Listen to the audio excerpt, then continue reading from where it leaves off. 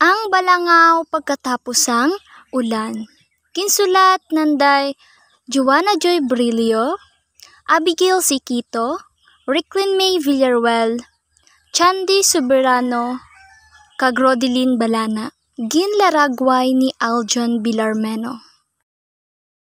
Si Lila, isa ka bata nga mahiligon maghampang kada hapon. Hilig sini ang maglagas ng alibangbang sa ila og saran. Isa kahapon, samtang nagahampang si Lila, gulpi lang nagdulom ang palibot.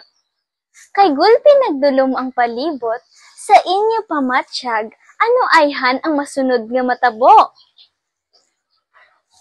Aha, maulan ayhan? Okay, lantawon naton kung ano ang masunod nga matabo. Nagdalagan si Lila sang madasig pasulod sa ila balay, sang gulpi nagbubo ang madamol nga ulan. Grabe kabunok sang ulan, hambal ni Lila. Makaligad ang halos isa ka oras, naguntat ang mabaskog nga ulan. Gikan sa bintana, nakita ni Lila ang tuman katahom nga balangaw. Ang kaina nga masubo nga nawong ni Lila na islan sang pagdayaw kag katingala. Ano ang nakita ni Lila sa may bintana? Very good! Ang tuman katahom nga balangaw. Hindi man gali kalain sang ulan, siling ni Lila.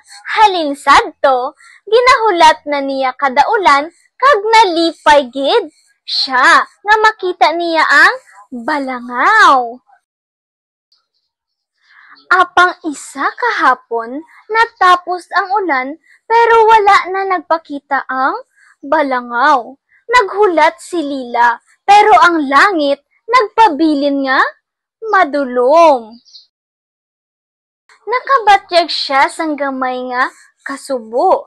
Apang napaminsar niya nga bisan wala ang balangaw, espesyal gihapon ang ulan. Nagyuhom siya kag nagsiling, may kahulugan man gali ang ulan bisan wala ang balangaw.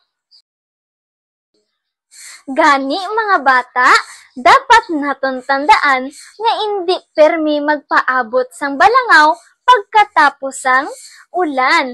May ara gid nga rason nga magpadayon kag malipay.